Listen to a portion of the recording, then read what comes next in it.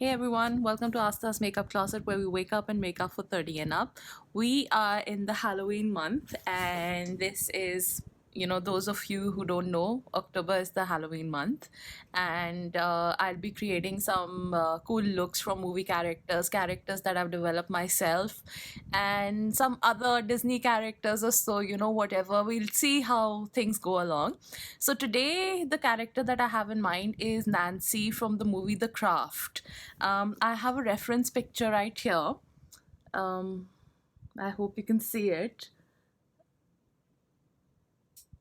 So, this is the picture that I am going to be recreating on myself, and I'm very happy that my hair and everything is quite like Nancy's, and the makeup's fairly simple. So, do keep on watching, and I hope you enjoy.